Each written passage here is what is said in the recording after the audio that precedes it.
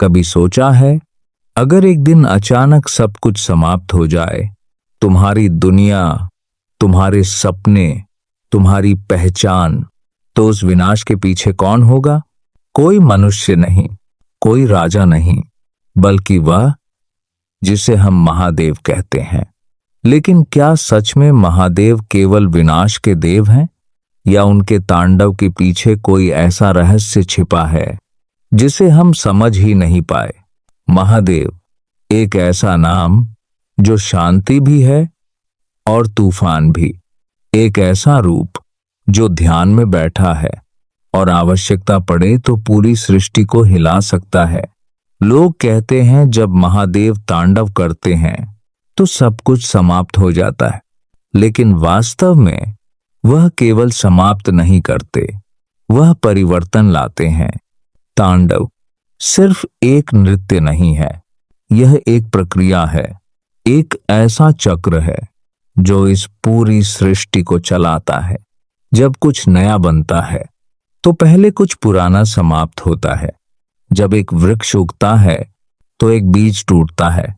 जब एक मनुष्य आगे बढ़ता है तो उसकी पुरानी सोच समाप्त होती है, और यही तांडव है।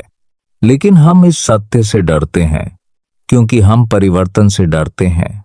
हम चाहते हैं कि सब कुछ हमेशा वैसा ही बना रहे, हमारे संबंध, हमारा आराम, हमारी पहचान। लेकिन सच्चाई ये है, कुछ भी हमेशा के लिए नहीं है, और यही महादेव का पहला रहस्य है। वह हमें सिखाते हैं कि परिवर्तन ही जीवन का सबसे बड़ा सत्य है। अब सोचो, यदि इस संसार में कुछ भी कभी समाप्त ही ना हो तो क्या होगा?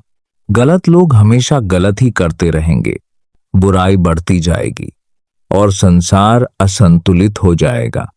इसलिए जब असंतुलन बहुत अधिक बढ़ जाता है, जब मनुष्य अपनी सीमा भूल जाता है, जब अहंकार हद पार कर जाता है, तब महादेव का तांडव आरंभ होता है। और उस तांडव में सब कुछ हिल जाता है। लेकिन वह विनाश सिर्फ समाप्ति नहीं होता, वह एक शुद्धि होती है, जैसे एक प्रबल तूफान जो गंदगी हटाता है और नई शुरुआत के लिए मार्ग बनाता है। यही वह गहरा सत्य है जिसे हम समझ नहीं पाते।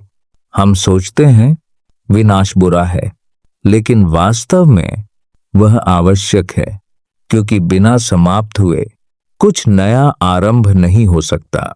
महादेव हमें डराने नहीं आते, वह हमें जगाने आते हैं।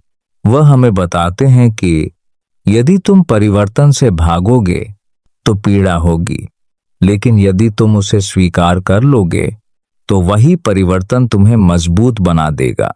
अब बात करते हैं महादेव की तीसरी आंख की।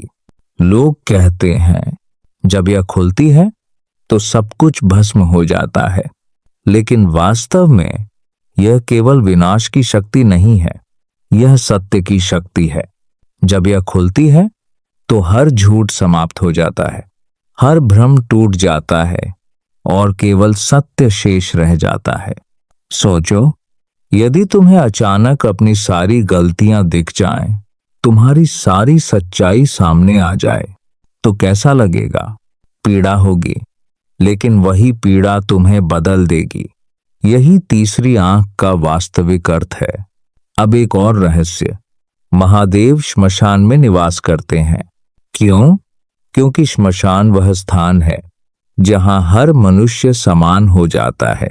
न कोई धनी, न कोई निर्धन, न कोई अहंकार, न कोई पहचान, सब समाप्त हो जाता है। और यही सबसे बड़ा सत्य है जिसे हम जीवन भर अनदेखा करते रहते हैं।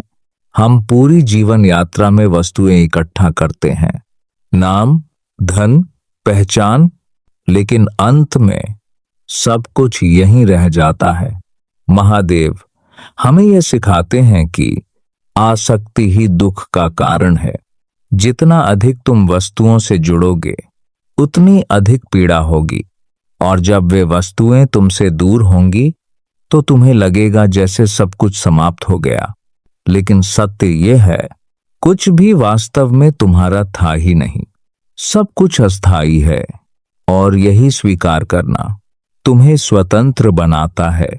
अब सोचो, महादेव के गले में सर्प क्यों है? वह भस्म क्यों लगाते हैं?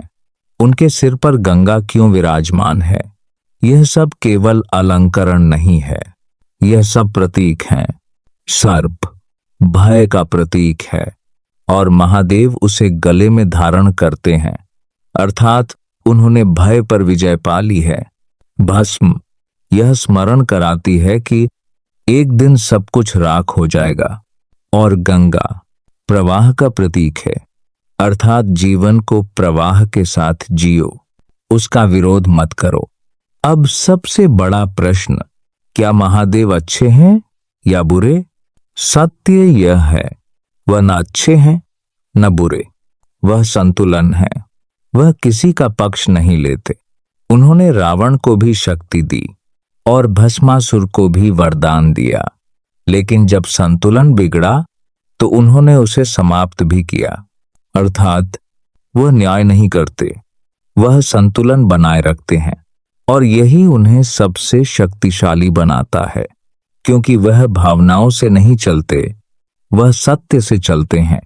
अब अपने भीतर देखो, क्या तुम्हारे भीतर भी तांडव होता है?